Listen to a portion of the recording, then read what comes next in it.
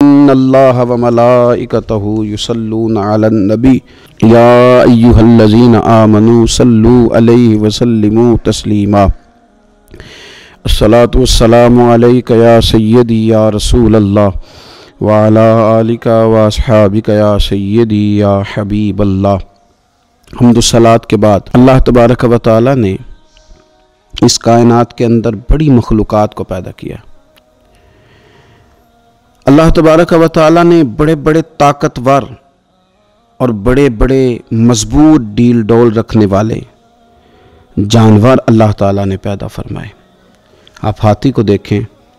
کتنی اس کے اندر وسعت ہے، کتنی اس کے اندر طاقت ہے، کتنا وہ بڑا ہے۔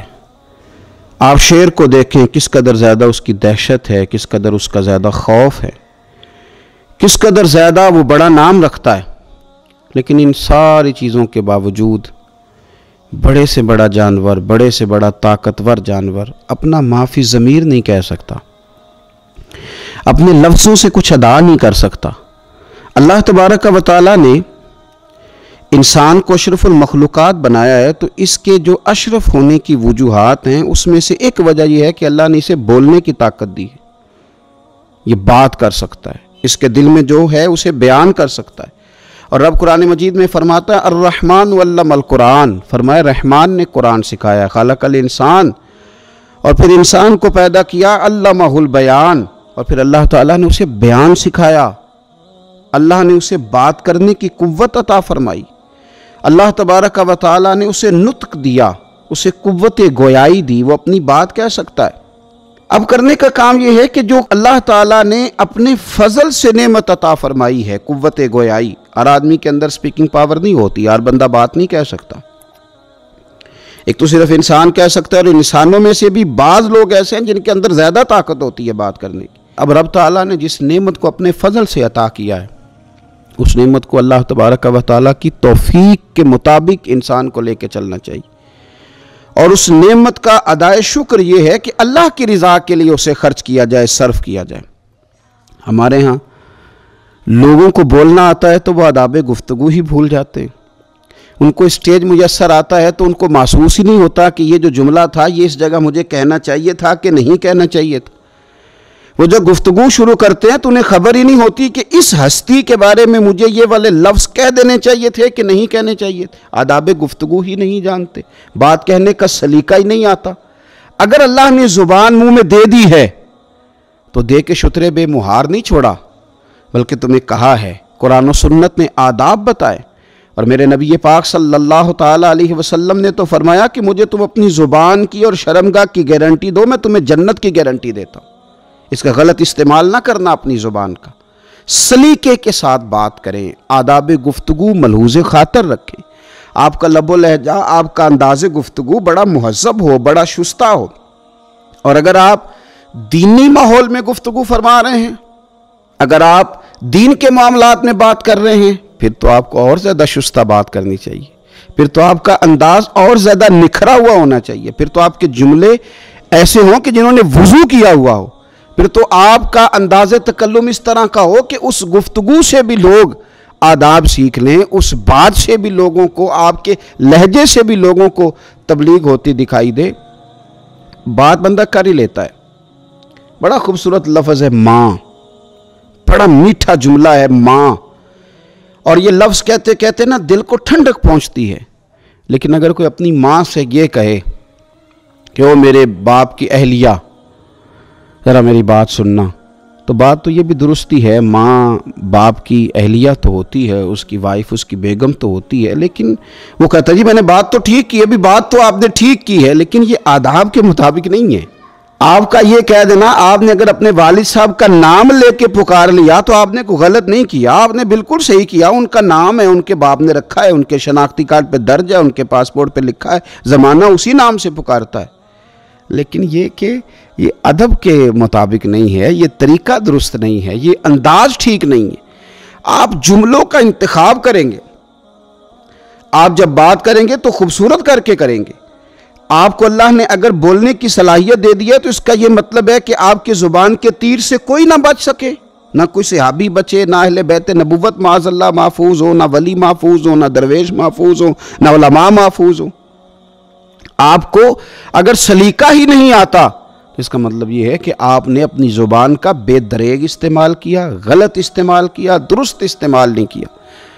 آپ جملوں کو آداب کے ساتھ، آپ کو بات کرنے میں چاشنی کا طریقہ آپ کو آنا چاہیے۔ ہمارے درویش کہتے ہیں ککھ سواد نہیں مشری اندر،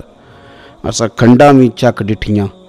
اینا ساریاں شیواں نالوں گلاں میرے سجن دیاں مٹھیاں۔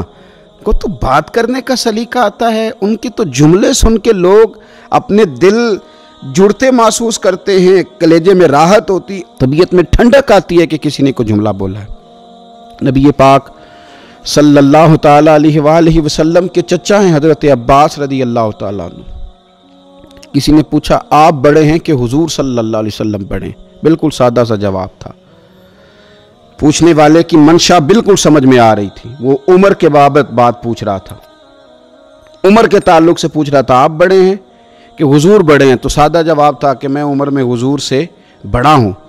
لیکن ان کو آداب آتے تھے نا، بولنے کا سلیقہ آتا تھا، وہ گفتگو کے مد و جزر سے آگاہ تھے۔ کیا خوبصورت بات ارشاد فرمائی، فرمانے لگے، پوچھنے والے نے پوچھا آپ بڑے ہیں کہ حضور بڑے ہیں؟ قربان جائیں، حضور نے فرمایا تھا نا کہ عباس مجھ سے ہیں اور میں عباس سے ہوں، تو انداز تکلم دیکھیے، آپ بڑے ہیں کہ حضور بڑے ہیں؟ تو فرمانے لگے بڑے تو حضور ہی ہیں، پیدا پہلے میں ہوا تھا، بڑے تو وہی ہیں، وہی بڑے ہیں، انہی کی شان بڑی ہے، بلغ العلا بکمال ہی، انہی کا اعزاز بڑا ہے، بعد از خدا بزرگ توئی، قصہ مختصر وہی بڑے ہیں، پیدا پہلے میں ہوا تھا۔ تو آپ کے جملوں کی ترتیب، آپ کے لفظوں کا انداز حضور نے نہیں سکھایا تھا، یہ لفظ بولنا بڑی نہیں، آداب تو سکھائے تھے پر فی نفس ہی لفظ نہیں سکھائے تھے، پر ہر صحابی کی زبان پہ جاری تھا، فدا کا ابی و امی یا رسول اللہ، حضور ہمارے ماں باپ آپ پہ قربان ہو جائے، حضور ہمارا دل جان آپ پہ قربان ہو جائے۔ تو ان کو یہ خوبصورت انداز نصیب تھا۔ دیکھیے حضرت سیدنا عمر رضی اللہ تعالیٰ عنہ کی رائے کے مطابق قرآن مجید فرقان حمید نازل ہوا ہے، اور بہت ساری آیات حضرت عمر فاروق رضی اللہ تعالیٰ عنہ نے جیسے کہہ دیا ویسے نازل ہو گئی، لیکن جناب عمر فاروق رضی اللہ تعالیٰ عنہ یہ نہیں فرماتے کہ دیکھو جی میری رائے کے مطابق قرآن مجید نازل ہوا ہے، بلکہ انداز ہے نا بات کرنے کا، یہاں بڑی ڈینگیں ماری جا سکتی ہیں، یہ کہا جا سکتا ہے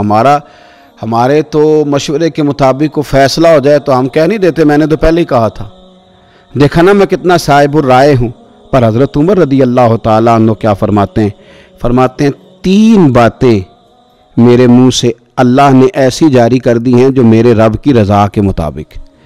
حالانکہ جو انہوں نے بول دیا وہ قرآن مجید بن گیا، ان کی منشا اور ان کی گفتگو کے مطابق آیات نازل ہوئی، لیکن حضرت عمر کیا فرماتے ہیں؟ فرماتے ہیں کہ میری زبان پر 3 باتیں ایسی اللہ نے جاری کر دی جو عین اللہ کی رضا کے مطابق ہے۔